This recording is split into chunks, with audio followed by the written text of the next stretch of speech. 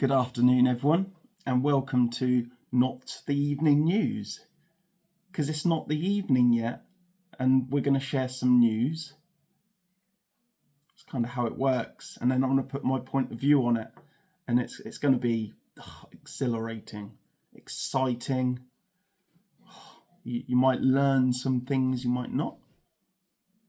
Maybe. Let's jump into it. Let's start the fun, shall we? Yeah. Righto, so our first bit of news is from Lincolnshire, my neck of the woods.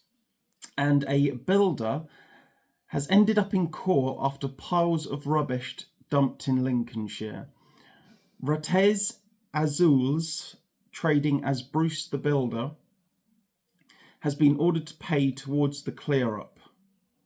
A builder has been sentenced after he illegally dumped waste in Lincolnshire, a court was told Monday, November 17th. How investigators from South Kesteven District Council sifted through piles of dumped rubbish and found correspondence sent to two addresses in Grantham. So maybe you know this guy, maybe you don't. But yeah, it's one of those things that I think is a fantastic bit of news, because there's too much of this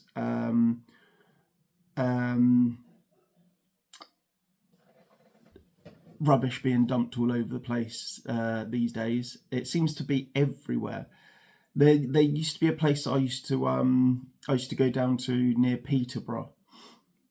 Just outside of Peterborough it was. I can't remember the name of the little village, but it was very flat there, as it is in quite a few places in Lincolnshire. So you could see right across different sections of land. And there always used to be piles of crap there. And it used to annoy me so much. I used to be driving to the job in my van, and it just used to drive me crazy. Because you just don't want to see that shit just building up everywhere. Just fly tipping is a serious problem now in England, and it's such a shame. We used to be such a lovely, trusting nation that would look after everything, and now it just seems that people just do not care anymore. Or it's the invaders coming in and they're the ones dumping everything. It could be one of two of those. It could be. I wouldn't like to sort of point the finger. But there you go. So a solar farm. Let's have a look at this one. A solar farm in Lincolnshire, set to be a solar farm in Lincolnshire is set to be built after the council abandons unwinnable appeal. So obviously this is the council saying that they don't want this solar farm here, and the powers that be, the government, the main councils, the main government body, has basically just made it near enough impossible for them to actually stop that from going ahead. So yeah, I mean, the council just abandoned it and just said, you're going to build it, ain't you? You're going to do what you want to do, so just fuck us over already. Yeah, so this is a site near Sleaford, and it will be able to power 15,000 homes, according to the developer. Yeah, 15,000 homes, only on sunny days though, yeah? If you get a bit of rain, if it's a bit cloudy, forget it. Forget it. Absolutely not. You're done. But on a sunny day, it can power 15,000 homes, as long as they don't have electric cars plugged in, and as long as they don't all get home at 5 o'clock and jump in the shower. Because if they've all got electric showers running, it'll wipe that. Everything that solar farm has built up during the day would be wiped out instantaneously. What that should say is, if it was a bit more honest, it could say, can boil a kettle once a day in 15,000 homes. That's about it. That is about it. These solar panels, they don't generate much electricity at all. I've already gone through this on a couple of occasions, so I'll keep it really short and sweet. But when I was working as an electrical engineer, I always used to get people say to me, I'm going to buy solar panels to put on my roof, I'm going to get an electric car, and then I'm going to get free travel because the solar panels are going to power the car. And you're just like, no, you're fucking not. No, definitely not. But yeah, that's going ahead in Sleaford. So be prepared for that, if you live around that area. Solar farms going up all around you. And it'll be shit, it'll be horrible. But there you go. Okay, let's have a look at this one. We have migrant Hamza Al-Otaibi. Trawled tube to assault girls.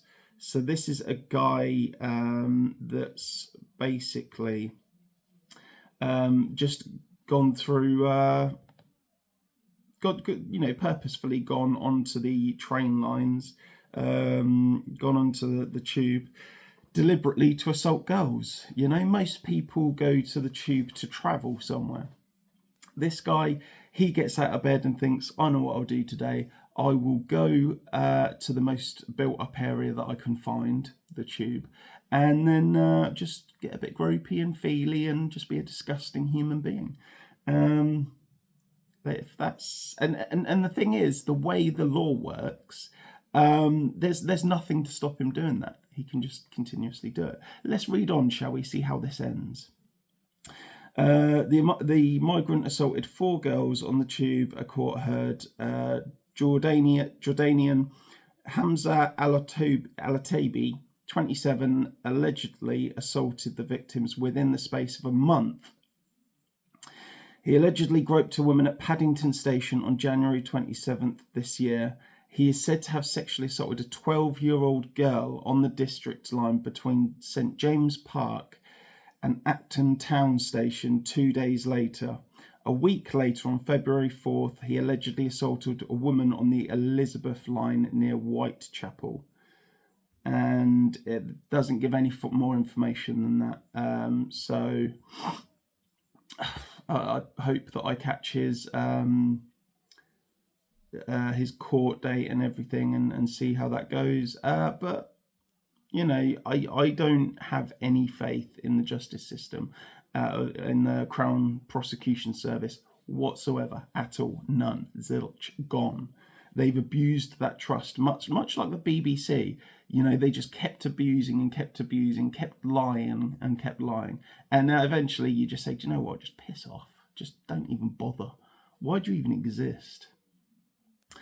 Okay, how about this? Just 1% of Britons think Labour is handling the economy very well in damning new poll. Now, the important question there we all have to ask ourselves is, who is that 1%? Who are those idiots that would describe Labour's performance so far as very well? Who is saying that? Seriously, ask your friends, ask your family. Do you know anyone that really supports Labour? Do you know anyone that still thinks Labour's doing a good job? And if they say yes, just punch them in the face, Because at this point, it's what they deserve. Or just, do you know what? The council or a rig up like a fake election, and whoever votes for Labour, just ban them from voting ever again. Just a fake election, see who everyone votes for, and then get all those in. Whoever has voted for Labour, you're banned. You're not voting in the real elections because you're clearly insane. You're clearly just not functioning properly. That's the only explanation for it. How? How? How can you think that Labour are doing a good job? It's absolutely incredible.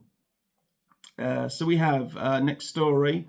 We have Labour-run council revealed to be behind the desecration of churchyard graves. So I actually did a breaking news on this one when I heard about it, when I was told about it, because I thought it was disgusting. But the story is, an inspection carried out by Labour-run council has been revealed to be behind what is presumed vandalism to headstones at a churchyard.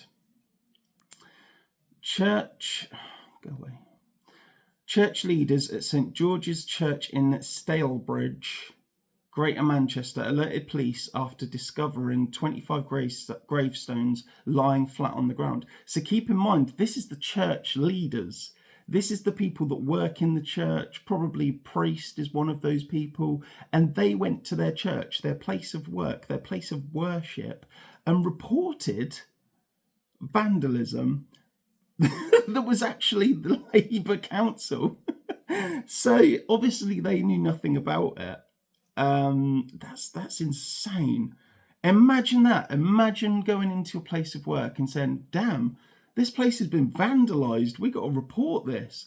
And then you're on the phone to them and they're just like, oh no, yeah, that was us. Yeah, we did that. Sorry. Like crazy. But that is England. That is another story that pretty much just sums up how Britain is going, you know. Yeah, I mean, that they even posted about it, and on their post they put, "This is a very sad post. Our churchyard has been vandalised, affecting 25 of the gravestones." So they posted that on Facebook. Obviously, that must have been before they found out it was your local council that did it. Just incredible and crazy. I just nearly said there, it's insane. So the police have been notified, and we have a crime number, which will do no good whatsoever. Unfortunately, they are not able to do anything without further information. But obviously, that's all irrelevant now. So that crime reference number, irrelevant. The police being notified, irrelevant. All irrelevant once they found out it was your local council that ruined your churchyard. Fuck! That to me is just absolutely amazing. But yeah, that's where we're at. The council can go around, do a job, and they think they're doing good, and they're just ruining stuff. And we all kind of just have to put up with it. Okay, our next story is a man accused of raping a girl 20 years old claim he had been mistakenly identified as the perpetrator. So this is... Just wait for this to load for one momento. This is Arshad Mohammed is accused of raping 2 girls. Allegations which he denies. His barrister questioned one of them in court as the trial of 6 men accused for historic sexual offences in Rochdale. Okay. So obviously this is a grooming gang. We've got all the hallmarks there. He's clearly Muslim. He's raped 2 girls or more. That's 2 that we know of. And there's a trial of 6 men accused, which I can only assume they all did that together. They're all being tried as one because it was one event, one situation that they're all involved in, so they're all being tried together. But they don't say that online, do they? They don't say that anywhere. The MSM, the news reporters, they don't actually say this is a grooming gang or a rape gang. They try and play it down a little bit, and that's where we're at. You know, they'd rather try and sort of cover it up a little bit than actually report the truth, which is why we exist. So it's got the names of the other offenders. Let's see. Tahir Rashid, 54. So you got a 54-year-old there raping a 20-year-old girl. That is disgusting. That is seriously disgusting. Let's go through the names anyway. Tahir Rashid, 54. Mohammed Salim, 46. Suklain Shah, 46. Amjad Mahmood, 53, Itfaq Hussein, 45, and Ashad Mohammed, 55. They all deny offences that they're being accused of, but they are clearly lying. We all know about the grooming gangs now.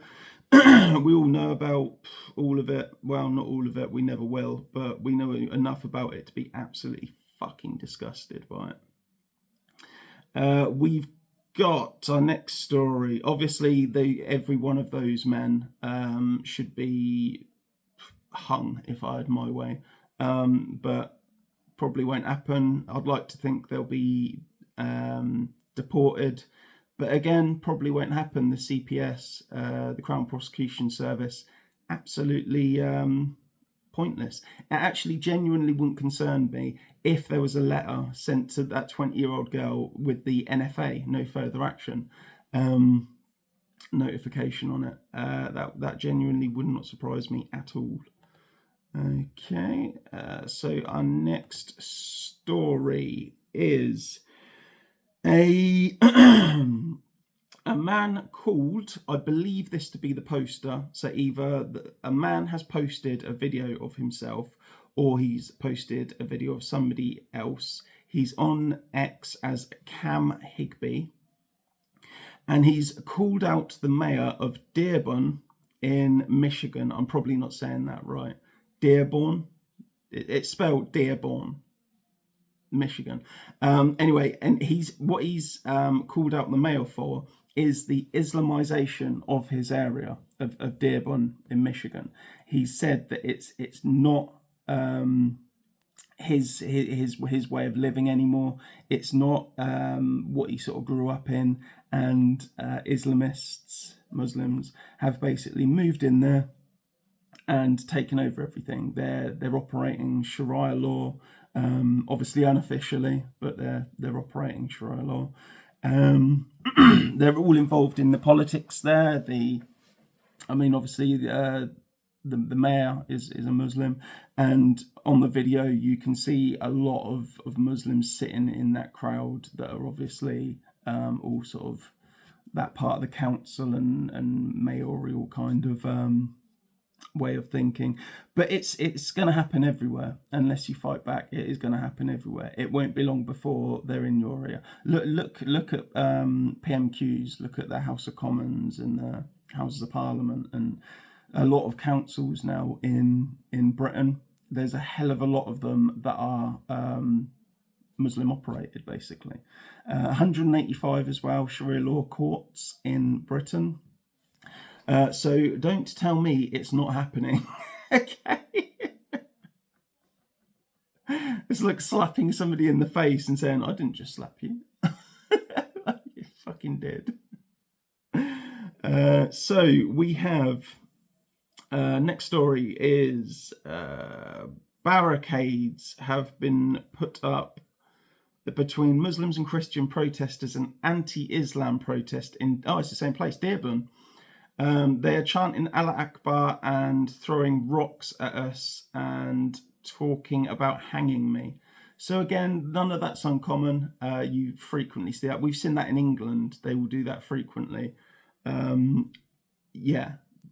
Again, unless you fight it now, it's just going to be one of those things that's going to be common, and it will just sort of slowly sneak towards you. I think I live in Lincolnshire, which is reasonably decent-ish.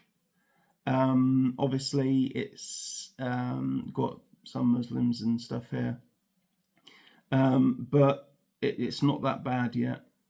I moved from Oxfordshire. That was getting bad when I grew up there. I then moved to Aylesbury in Buckinghamshire.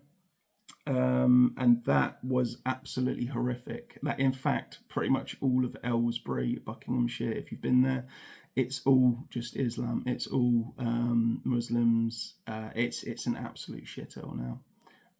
So obviously I moved out of there. I think I was only there about 3 years, I think.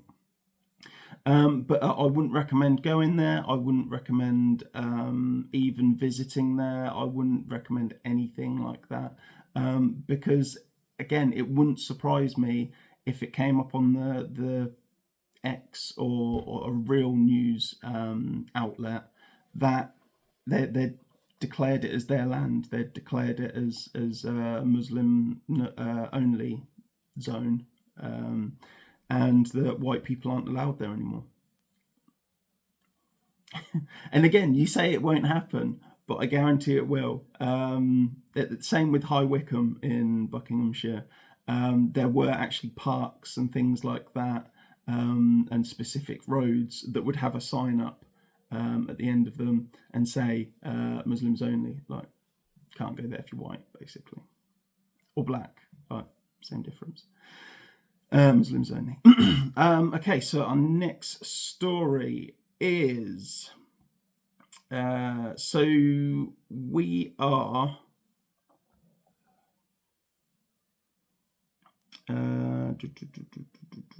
okay, so Lebanon, this isn't actually a news story, this is a tweet from somebody, but I found it interesting and I checked it and it does check out its truth.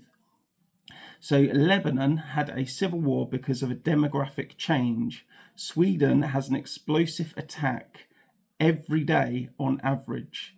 Germany, the Netherlands, and the UK can't go a week or two without a foreign terror attack. Belgians have been completely wiped out from their own capital. Not a great example, is it? And that's from Lemon Drizzle. But you look at it and you look at the number of refugees per 1,000 people in these countries. The UK is on 6.5, right?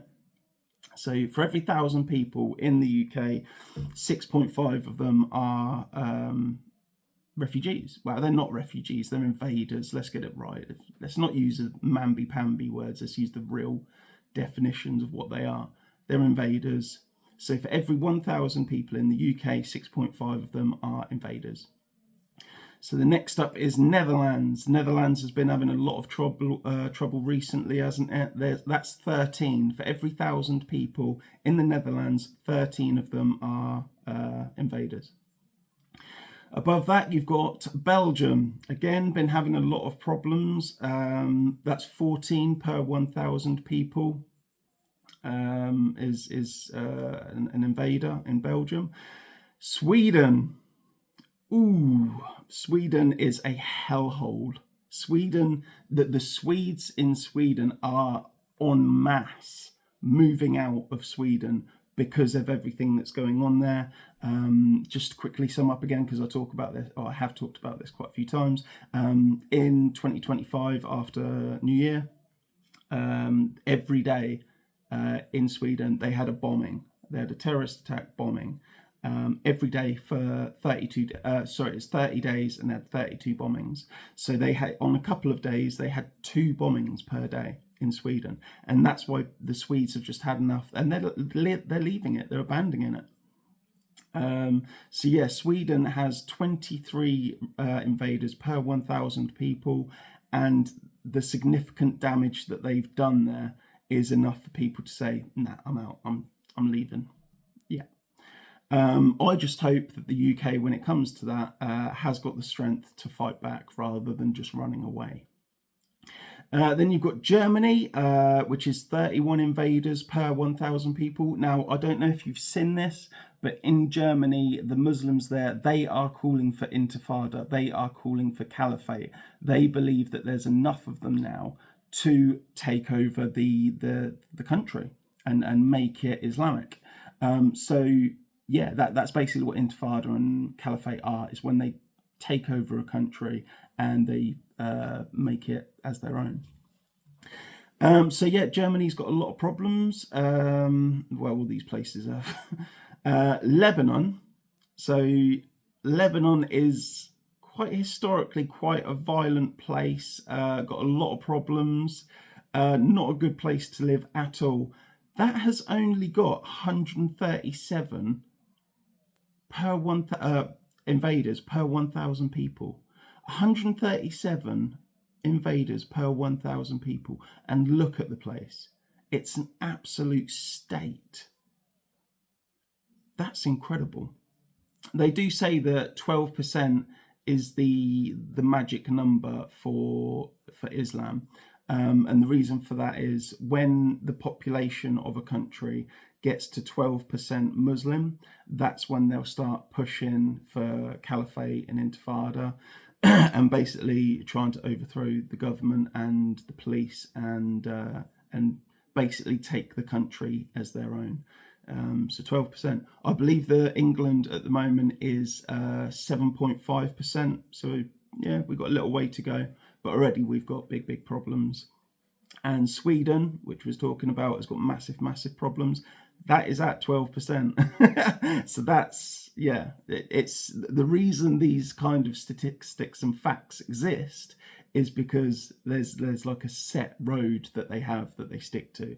And yeah, 12% is the magic number that they all just go, rise, this is our country now.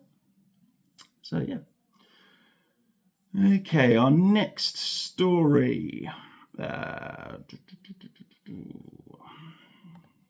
Oh, okay, so this one, I added this story because I liked it. It's not particularly fascinating. It's not particularly good or bad. It's just, I just thought it was really entertaining, really, for lack of a better word. And what it is, okay, it's a person who I've seen a post from called Bella Wolostayna.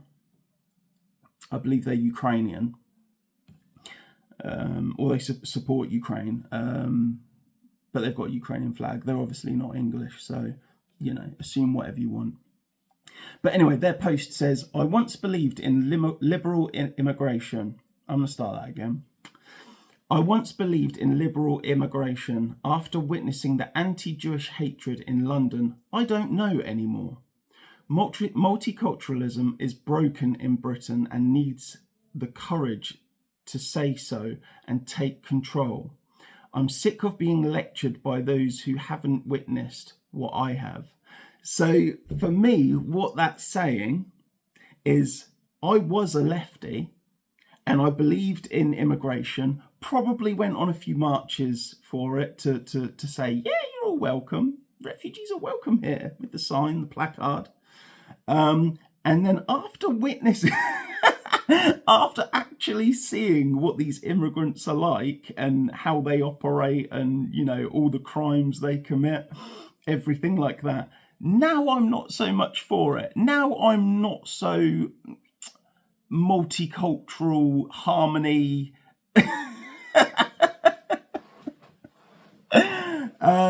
Which to me is just funny because it's a story as old as time now, where you'll get these lefties that'll go, yeah, refugees, they're all welcome here.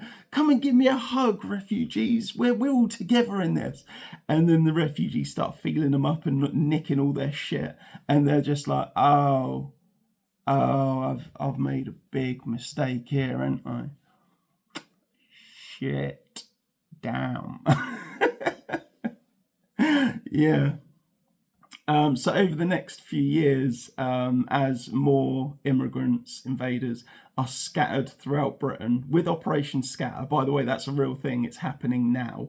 Operation Scatter, it will bring invaders to every town, every village throughout the country, not just the cities, everywhere. So again, it's coming to you. So with Operation Scatter, obviously, you're going to get a lot of these lefties that are going to have lived in a nice, comfy kind of little village, little town. Probably everyone says hello to each other, Kiwi, you know, and then suddenly it changes. And they're like, oh, yeah, I kind of get what the right wing were talking about now. Yeah, I really fucked up. Yeah, so expect a lot of that in years to come. Expect a lot of deleted X accounts and YouTube channels, and then they'll obviously cross over to right wing and then restart a new channel and restart a new X account saying, yeah, I've always been against these invaders. But there you go. So Keir Starmer is to continue his blasphemy law.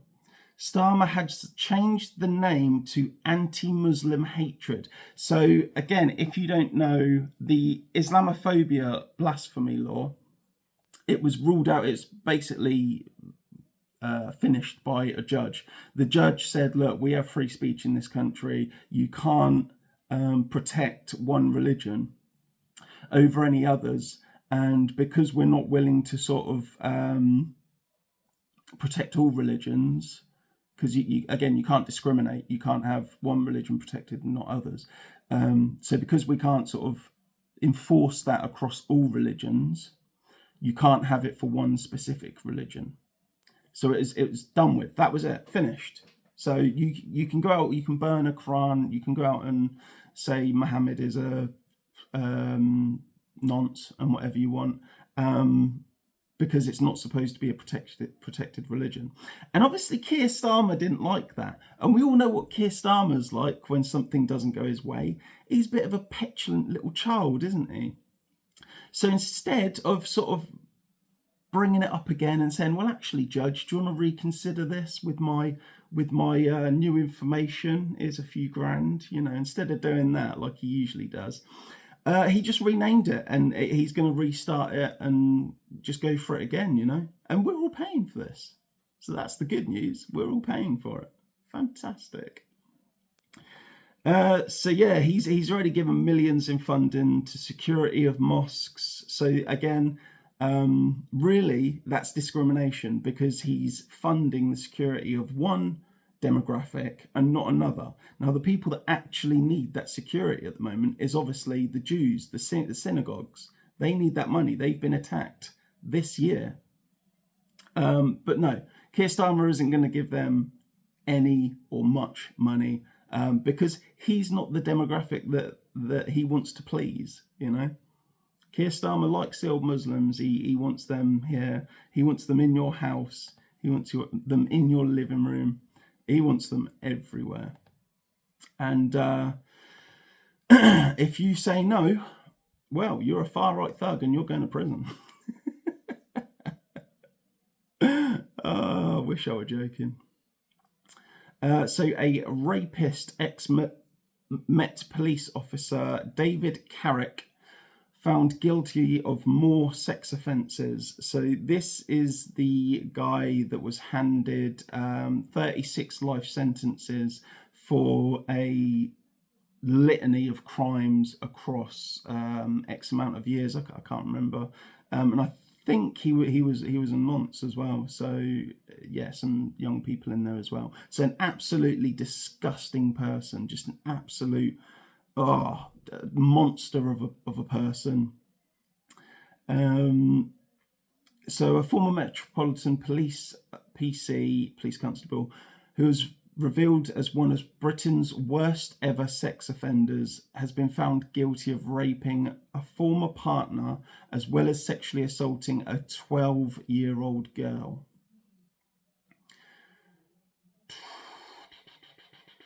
David Carrick served in the Met as a specialist firearms officer. Do you know what? There's no point in me carrying on reading that, because it's all too common now, isn't it? This is nothing new.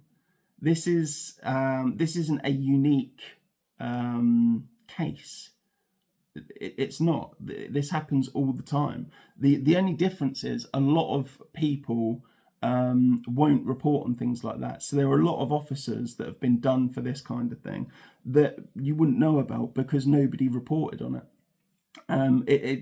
The only reason that this one has been reported on, I would have thought, is because it's gained so much traction throughout the sort of online community, and it's only when the MSM, the government, all these other sort of wankers, it's only when it becomes so big that they think, shit, we can't contain that, we can't stop people from knowing about it or anything, we're going to have to report on this now. And that's how it works. So this is nothing special. So the former officer was handed 36 life sentences in 2023 after admitting to a litany of crimes that included at least 71 sexual offences and 48 rapes. 71-48. Remember those numbers. That is just despicable. But like I said, that isn't a rare case. I've read so many cases like that because I know where to look for real news, and this is why I'm passing this news on to you guys, so that you can know the truth of it as well. Okay, so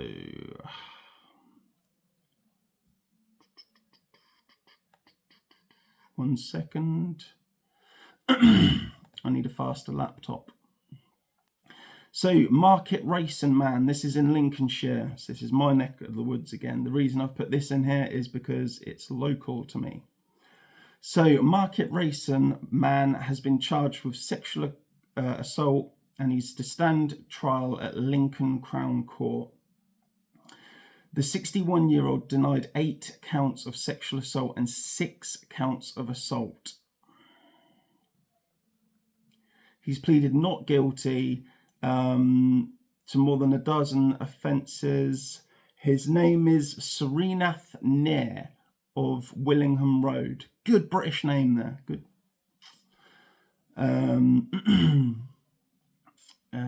So yeah, he's basically a wrong un.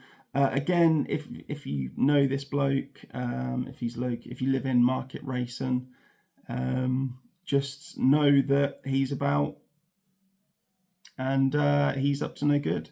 So if you know him and you live locally, and I don't know, maybe you've trusted him alone with your daughter or anything like that, you might just want to have a word with them and say, did he do anything? Are you all right? And it's worth having those conversations, because even just talking about it makes the world of difference. Okay. So next story is a Labour-run council in Barrow-in-Furness have blocked a grooming gang inquiry again. So it's not the first time they've done it. One second.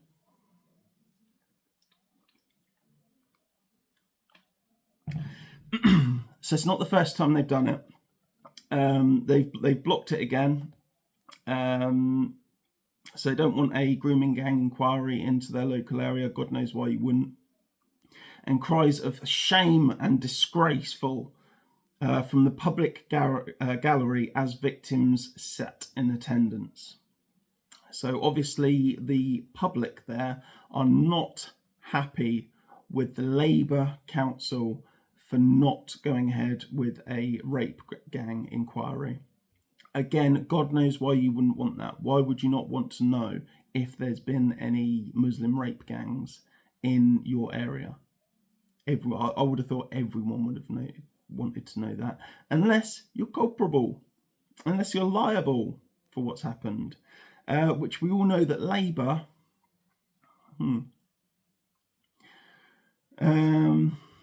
So yeah, the national inquiry itself into the grooming gangs was voted down. So the public said, all right then, we want to know which of these councillors voted down the inquiry. To which they voted again, and it was voted down. So, so the council there has gone against what the public want. That they literally know that the public, the people that live there, want this inquiry because they're in that courthouse, they're in that gallery, shouting at them shame and disgraceful. So they know it's what they want, and they voted it down anyway. And then when the people said, okay, we want to know who voted this down, who's liable, who's culpable, and then they said, no, we're not going to tell you. No, we're not going to do that. We're not going to tell you who voted it down. Righto. Yeah, again, to me, it's just absolutely despicable. It's disgusting. But that's the world we live in. I mean, I laugh about it because that's how I deal with things. That's just me. I do suffer with depression, and maybe there's something wrong in my brain which just makes me laugh at wrong things. Okay. Next story is... Okay, so this is a story from Skegness. And this is a guy called Simon who was out looking to help any homeless people in Skegness. He gave a tent to 2 homeless men, and the council took them away. So a nice man there. His name's Simon, apparently. So a nice man gives 2 homeless men a tent and says, that'll keep you sheltered. You can probably add a bit of insulation to that, and it'll keep you warm at night as well. That'd be lovely. Better than what you've got now, which is fuck all. And the council again have gone against the public wishes and said, nope, take it away. Take it away and probably burn it. That's what they do, isn't it? Take it away and burn it. They won't even let a homeless man in Skegness have a tent. Or actually 2 homeless men. They won't let 2 homeless men in Skegness have a tent. That's all they've got in the world. and they just take it away from them, and wankers. That's what they are. Okay, so we have got... So this is a guy called Alessandro Giorgio. I don't know. Anyway, he has absolutely ruined Sadiq Khan, the London mayor. And what he did is he looked into the statistics of Sadiq Khan's 9 years as mayor. And since Sadiq Khan has been mayor of London, so that's 9 years that he's been mayor of London, and in that time, knife crime has gone up by 27%. Robbery has gone up by 57%. Theft has gone up by 37%. Sexual offences has gone up by 64%. Shoplifting has gone up by 109%. Violence against a person, I don't know what that means. Maybe that's assault or GBH or something. That's gone up by 26%. And total recorded crime in London has gone up by 26%.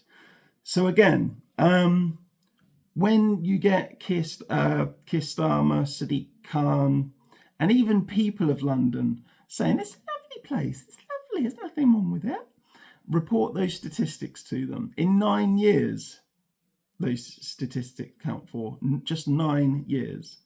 That to me, again, is incredible.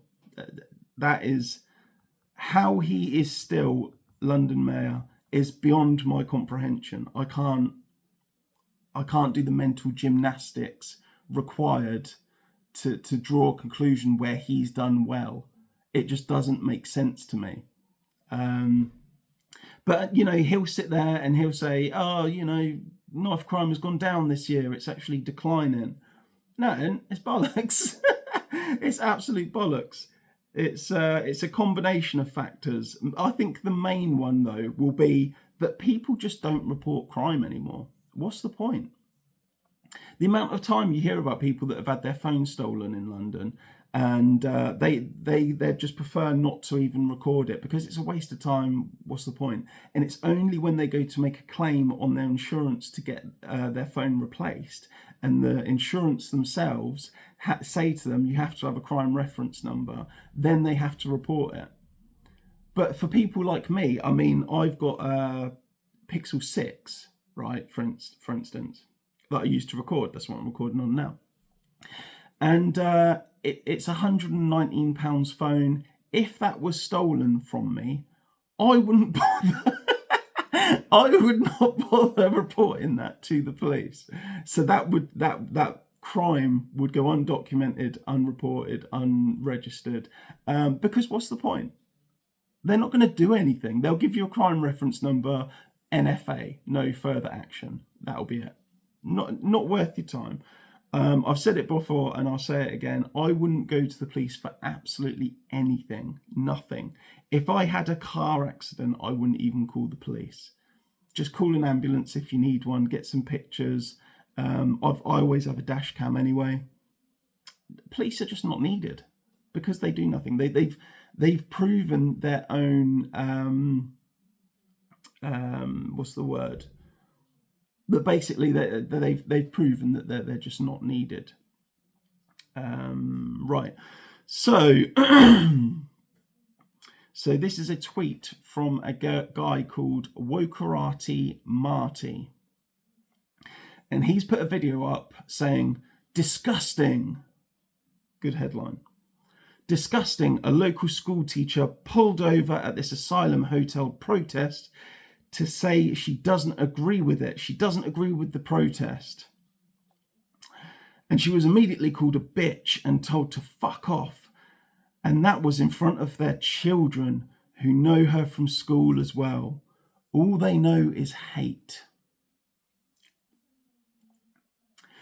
Well, don't pull over to people that are protesting and sit there and say, I don't believe in what you're protesting. I don't agree with it at all. What are you expecting them to say? Oh, sorry, love. You don't agree with... sorry, we thought you did. We're all going to go home. We're all out of here. We didn't realise you didn't approve, so we'll all go home now. Of course they're going to tell you to fuck off. Of course they're going to call you a bitch. What is this post about? Why... again, it's that mentality of the left. It's that mentality of the left. They're so ready to call out other people for, even if somebody called them a ninny muggins, if a right-wing person called a left-wing person a ninny muggins, that lefty would be straight online. Oh my God, they call me a ninny muggins. I don't know what to do. Don't put yourself in that situation, you fucking idiot. Don't pull over. Don't fucking come up to me. Do you know what I mean? It's not difficult, is it? Yeah. So, next story is MI5 has issued an alert warning to UK MPs and staff about Chinese espionage efforts targeting Parliament. Two women, Charlie Shen and Amanda Kai, controlled by Chinese intelligence, attempted to gather sensitive information through thousands of messages and professional contacts.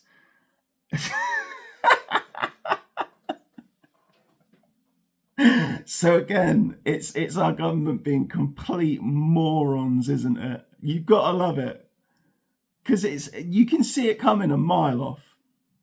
So obviously, since Angela Rayner went across to China and they gave her like 5 million or something to fuck off and said, yeah, we're all friends. We're friends, don't worry. Best friends. And then she's come back and they're like, we're friends now. Yeah, brilliant. And they've just been gathering intel and just taking the piss out of Britain and just basically abusing what they created. They've been abusing that friendship that they falsely created. And do you know what? You genuinely love to see it, because the UK, it doesn't work anymore. Politicians, there've been so many scummy out for themselves politicians willing to sell out the country now that what did you expect to happen? It's a shell of its former self, Britain. it makes me laugh when people say we're world leaders. No, we're not. We're absolutely not. We are the laughing stock of the world now, because of how far we've fallen and the state of our country, the idiocy of our of our elected officials, just absolute lunacy in my opinion. But that's where we're at, you know. Again, blame lefties, blame Parliament, blame corrupt politicians. They've all played their individual part. Even civil servants, like in the rape gangs, they all played their individual part. Same as the police, they all played their individual part, and they've ruined the country. Prove me wrong. Okay. Okay, so this is an article again. I did a video especially for this a couple of nights ago, I think it was. And it's an article that reports, this is from The Guardian, and the article reports that UK ministers Mahmood and Lamy breached human rights law by failing to consider the mental health needs of prisoner Sahib Abu, who was subjected to prolonged segregation. The court found this treatment violated Article 3 of the European Convention on Human Rights, highlighting systemic issues in prison policies regarding mental health and segregation practices. This case underscores the need for legal reforms and better mental health assessments in detention facilities. So basically, to summarise, what the courts did, what the CPS, what the prison itself did, is they basically put a guy in segregation. I believe it was for 4 months. So they put him in segregation, and basically left him there for like 4 months. You know, he could come out for like half an hour a day or an hour a day, daily, obviously. But for the vast majority of the time, he was in segregation. Now, that sounds like a really bad thing to do, doesn't it? Because there have been studies done on this that say that it affects your mind. It can't drive you, well, it can drive you crazy, but it will take its toll on your mind, because the mind needs stimulation. And if you're locked in a room for 22 hours a day with no stimulation, no stimulant, no one to talk to, just nothing, your mind wanders, and it, for that long time, it will cause damage to your mind. So it's a horrible thing to do, isn't it, to Sahib Abu? Horrible thing. However, this is not the first time it's happened. Tommy Robinson was segregated for, I think that was 9 months that he was segregated for. No one reported on that. No MSM. It was only people that were going to visit him that got the word out that he was being treated that badly. And no one wanted to know. No MSM took it up. No, nothing. So again, it's double standards. If you're right wing and you're thrown in prison, you can expect to be treated like shit. But if your name's Abu Mohammed Jalalala, then you're fine, absolutely fine. And the courts will be on your side as well to say you've been treated wrong. Hey. So a 5-story migrant complex has been hidden in plain sight. The project was developed without any consultation and completely absent from the public domain. So they kept to absolute secrecy. This is Hempstead House, which has been operating as a secret invaders' home, basically, for all the invaders to play pool, throw parties, drink beer, smoke. Oh, that's, yeah, basically what they do. Okay, gonna have a bit of water again.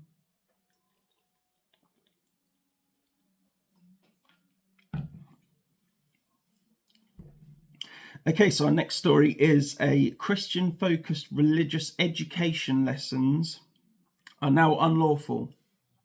So the government are saying that they don't want schools teaching Christianity in schools anymore, but they will prioritise Islam. So we're a Christian country. Again, see, remember what I said about Iran? Christian country, Muslims took over the government, the powers that be, the police, the army, and now it's well, look at it, it's Iran, it's shithole. It's under Islamic occupation, and nationally it's a Christian country, but you get where I'm going, don't you? But it operates as an Islamic country. That's where we're heading in Britain. Look at how many Muslim politicians there are now, Muslim mayors. Just absolutely mental. And if you are a naysayer, if you're a person that says, no, this isn't happening, everything's fine, you're the people that are going to be surprised the most, okay? Because if you don't have any preparations for what's coming, good luck to you. I've made my preparations. Okay, so oh, come on, load, you bastard.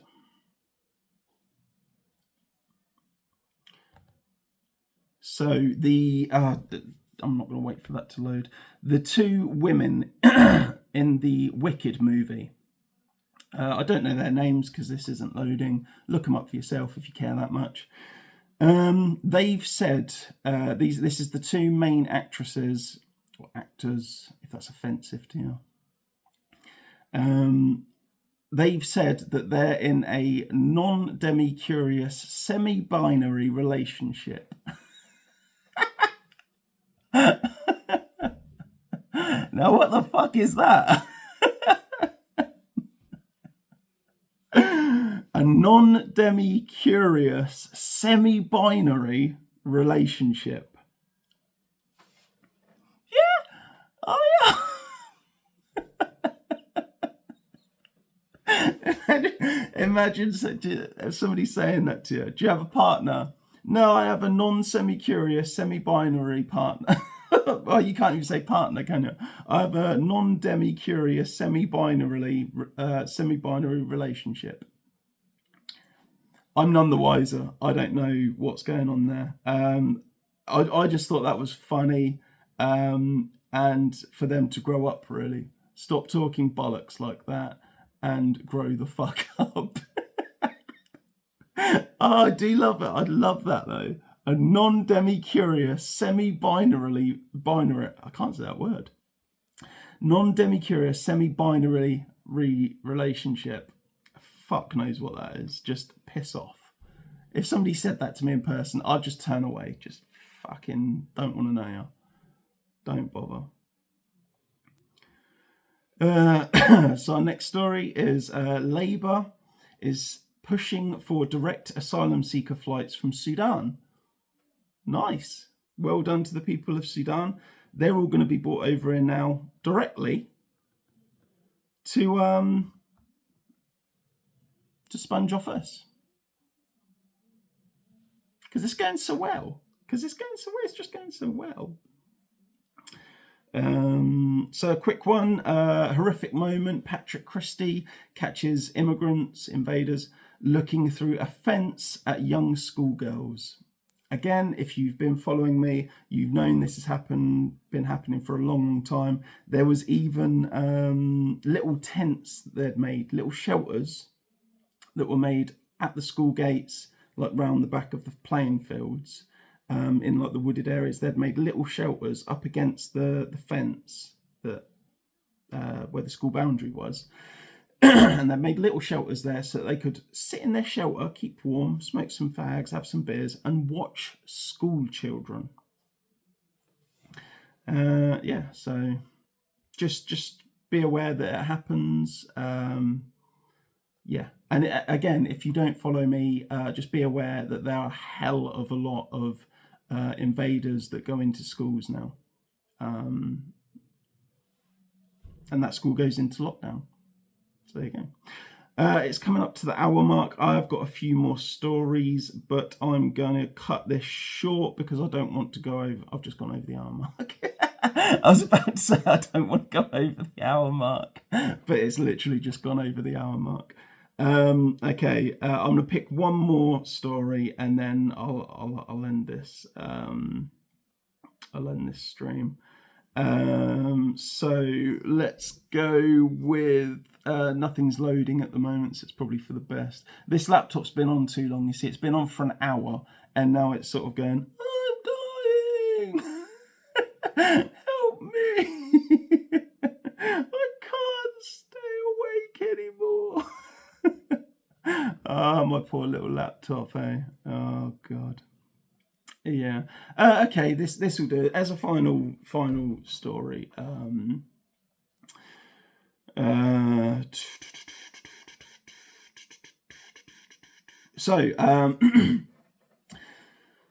So reports are coming out from multiple sources all over the show about how Britain, the UK, is completely unprepared for digital ID. Completely, not even close to being prepared for digital ID. And the reason for this is because if any foreign attackers, be it governments or just a kid sitting in his bedroom that goes, oh, I hate Britain, that's the first thing they're going to target. The first thing they're going to target is these brick cards, these digital ID systems, whether that's just to crash these systems and wipe it out, or to obviously download that data, or your data, and use that for personal gain in some way. So yeah, I mean, again, who is surprised at this? As soon as the government says anything in this country that they're going to start doing, you just think to yourself, how are you going to balls this up? How are you going to get this wrong? How are you going to absolutely ruin it? And Brickcard is Brickcard, aka Digital ID, is absolutely no different. In fact, this is probably the mother of all balls ups incoming. It really is. You know they're gonna do it as cheaply as possible, which is still gonna cost millions and billions. And it's gonna have no protection whatsoever. And everyone that signs up to it is going to have their data leaked, and none of it's going to work, and it's just going to be a nightmare for anyone stupid enough to sign up for it. And the rest of us, the people that have got their finger on the pulse even a little bit, are just going to sit there laughing, just saying, you absolute idiots. But anyway, it's over the hour mark and I have to finish here. Thanks for joining me today, whether you're watching live or whether you're watching later on. I appreciate you. I thank you for watching, and I hope you've maybe learned something.